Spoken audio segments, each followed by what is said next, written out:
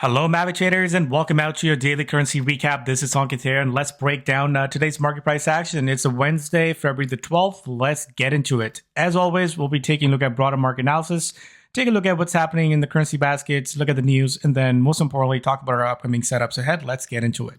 Disclaimer. This video was created for professional stock and option traders. Maverick Trading is a proprietary trading firm that employs professional traders around the world. Our traders trade firm capital and keep 70 to 80% of profits they generate. All trades and analysis in this video are for professional traders only. If you are interested in becoming a professional trader for Maverick, click the apply button in the video description. Let's break down what happened today. So jumping into the market analysis, let's break down today's market price action and look at the headlines. Well, today was a bit of a whipsaw day in the market. So you can see the equity markets did pull back. So we actually ended up negative for the day, but we actually saw that market paired up a lot of the losses that we had initially off the US CPI numbers. So we saw an uptick in this US inflation number. So again, that should be, bullish for the dollar, bullish for the yields. And then we see a bit of a negative price action in the equity markets. So here what we are getting at the end of the day is that we're getting a big whipsaw. So we saw the market sort of corrected itself up, even though negative, ending negative, but we still paid up a lot of the losses. And then we are seeing that US dollar kind of erasing a lot of those gains that we saw off of the CPI number. So really a bit of a mixed, confusing price action that we're seeing in the markets here. It's very indecisive. And that's just really where we are in these markets. We are in that range. Things are bouncing back and forth and just not trending one way or the other. Now, if you take a look at the numbers today, and this is where if you take a look at the biggest mover today, again, that was the Japanese yen. So yen, again, being one of those currencies that is moving largely both sides. The last couple of weeks, we had the yen moving very nicely to the upside. And then here we are, yen moving aggressively to the downside, so getting a lot of back and forth. So we'll take a look at the Japanese yen chart. Now, outside of that, we were looking at continuation of the Swiss franc, and you can see had a bit of a bounce. We'll see how this ended today. And look at dollar. I mean, based on today's report, dollar should have been the strongest currency, but it's not. And this is where you got to understand that if when it should go up and it's not going up, it just is stuck in that range. It's not being a great buy. It's not a great sell. I think I am kind of staying on the same stance here. The dollar is just not moving aggressively one way or the other. Now, if we take a look at outside of that, we had this euro did well. Surprising, again, a lot of back and forth that we're getting here. Pound, decent one. We had the Canadian dollar decent here, and then followed by the Aussie. The only thing that's kind of lacking, I would say, is the Kiwi. So be careful if you're trying to sort of buy or sell the Kiwi here. Kiwi is just not reacting as much as we want to see. And then I think we're getting a better price action out of the Australian dollar. Now, looking at the broader markets, again, a lot of mixed price action here. S&P down, World Stock Index down, crypto up today. It was down yesterday. So we're getting that back and forth price action. Gold slightly higher and oil down the most. So you can see that we're just getting that back and forth price action. Here we are in the crypto world. Yesterday, everything looked terrible. And today we are seeing a decent price action across the board. So again, these are the markets that you got to take it day by day and then just follow the relative strength of weakness. And things will go the best for one day and go the worst the second day. And that's exactly what we're getting in the markets here. Now, as far as the outlook, has anything changed? Well, here we are in the equity markets. You can see nothing really has changed. Today was a good sort of a catalyst that, market could have broken down, but you can see that it did find support right here at that 20-50 moving average, and it's right here. So this is, again, you can say, is it really, making a lower high here, making a higher low here? So this is kind of a wedge sort of forming here. And eventually, sooner enough, we'll see a breakout. But until then, you got to trade the markets in front of you. Now, when we take a look at the next 24 hours, the biggest one really out of the way. We have the CPI number out of Switzerland. So we got to take a look at this one and see if this moves the Swiss franc. But outside of that, we got a PPI number out of the US. But I don't think that's going to be as market moving as we had with the CPI today. So what we got to do is just follow relative strength of weakness. So let's just jump into our currency analysis, and then let's just take a look at where the velocity score is. And then looking at the velocity scores, you can see that we got a board across the board here. Again, we are looking at yen being down the most, but then we're looking at Canadian dollar, looking at pound, looking at euro. That's where the traction was. And then here we are, a mildly, Kiwi mostly in the middle here, Aussie and US dollar as a +1, and then Swiss franc surprisingly moved from a -3 to a +2 on a velocity. So, a lot of back and forth taking place here. So let's just take a look at some charts and take a look at some setups. Do you want to be a professional trader?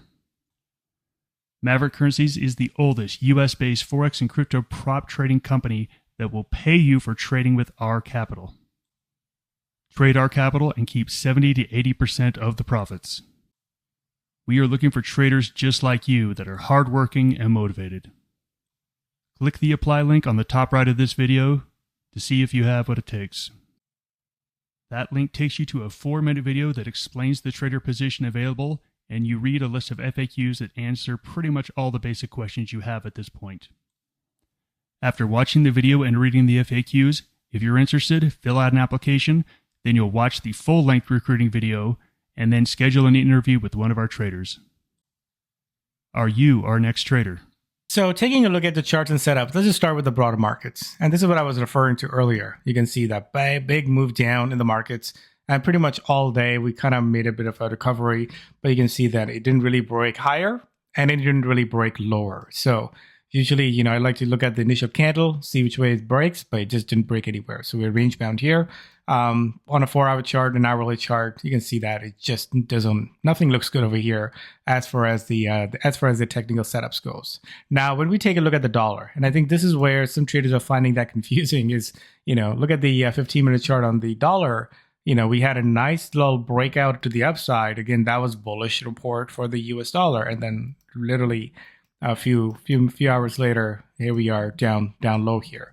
And then here we are, as soon as it hit that low, if you take a look at it, we hit that support and then we just sort of rally here again. So this is the kind of price action that you are dealing with, which is range bound. Now, if you go on the daily chart, again, same thing. You can see that we got a support level here and we got a resistance right here. So it's not really breaking out higher or lower. And this is where you get to decide, do I want to trade that range or I just want to keep it on the sideline? So this is really where we are with the dollar not getting big traction anywhere. Now, the yen is the one I know a lot of traders were surprised because, here we are. Yen is looking good, making a higher high and a higher low. Again, nothing really has changed materially in the markets. We are exactly where we were last week. So what has changed with the yen? And again, nothing really has changed with the yen. I think just the nature of volatility that we're getting here. Now, if you go back in time, remember, there was a time when we just get this one-way moves in the yen. It just kept going lower and lower and lower. And then we had these one-way moves here again, it just kept going lower and lower. And then here we are now getting in these markets where it's just not a one-way trade. Here we are looking at the current time here. It's not a one-way trade. We're getting upswings, we're getting downswings, we're getting an upswing, and here we're getting a downswing. So that's just where we are in this yen cycle. So if you are trading the yen, just use some caution. I said that before. And, the way the nature of these movements are, I'd rather be buy on a pullback than to try to play that breakout. And you can see that this really kept me out of that downward trade here because, things were looking good, but then it just rolled over here. So where do we stand on the yen? Well, you can see that it just, today was a big move down. It broke below this exponential moving average. At this point, if I go on a 4-hour chart, it is in the oversold territory. I think it's due for a bounce. You can see that we are right around the support area. So I would expect the yen to maybe stabilize a little bit here. I think we got a nice correction on a 3-day. So I'm not really looking to, start a new yen short here. I don't think that's the ideal place for that to happen. But like I said, this is the market where, where you think I want to short, things could go the other way. And I think that's really where you have to, rely on more range bound price strategies, not looking for big breakout strategies because, every time you're going for a breakout, it's just not taking place. I'm using an example here for the Aussie basket. As you can see, every time it gets to that level, and guess what happened? It just reverses. I'm going to use Aussie dollar an example here because that's another chart that it constantly coming back to that level, and you can see that it just fails. So like here we are, we got this 83 or 63 on this Aussie dollar as a good level of resistance, and you can see. So every time you try to go for that breakout strategy, again, not working. And the reason why is that because we are in that environment where we are more range bound, so the breakouts are not working. So like I said, in a range bound condition, you want to be buyer around the support and be seller around the resistance. And I know that's usually the hardest thing if you are a trend trader, but this is where you get to decide: do I stay on the sideline, or do I just trade, the price action? And I think that's where you've got to decide. If you are a trend trader, it's not really a great environment to catch those trends. You can get trends in place, on a week-to-week basis, but that's pretty much it.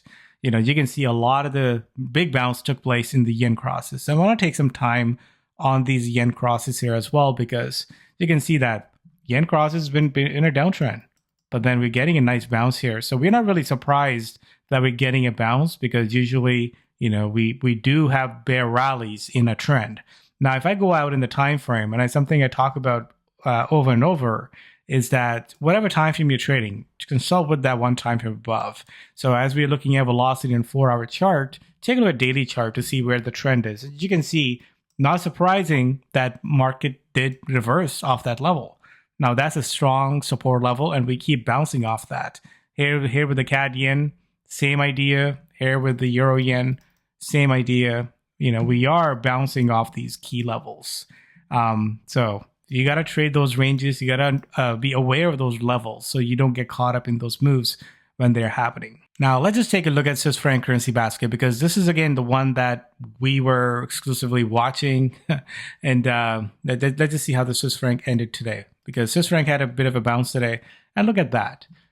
We got a big break yesterday, and we did attempt to break out higher. And now it actually did close lower than that. So this is still now acting as a resistance here. So remember, I said that yesterday, in these continuation patterns, you want to look for bear rallies to short into. The question is this a bear rally that we want to short into? So let's go on an hourly chart or a 4-hour chart. You can see that we did get that resistance here. We got a support here. So we have an established support and resistance. So if this again breaks out back into the range, we don't like it to the short side. As long as it stays below this level and actually try to attempt to go down, we definitely like it on the downside. So I think this Swiss franc, you got to watch, and especially with that with the inflation number that we have overnight, see if we can catch a traction either way. But at this point, don't want to really jump on a short on the Swiss franc until we break the support level. And we can see that same thing happening across. If I take a look at Aussie Swiss franc, you can see that we, on a daily chart, we got the breakout and we got a pullback here. So the support still in there, the breakout point is still in there. But then again, if you're looking to buy that continuation, we need to break. We have established these highs. We need to break that above those levels, and that goes with a lot of currency pairs. If you take a look at Swiss franc across the board, we got the highs over there, and I only want to go long if it breaks those highs. So in conclusion, again, range-bound price action likely to continue.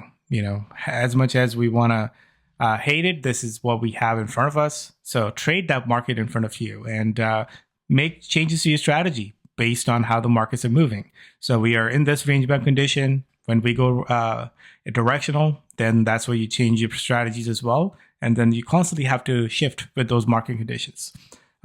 We'll take a look at the Swiss franc, and we'll take a look at see how things move with the dollar. But be careful with the yen. Like I said, it's an aggressive mover. Be careful with going long or short based on those wild moves that we're seeing. Thanks everyone for joining. See you in the next one. Happy trading.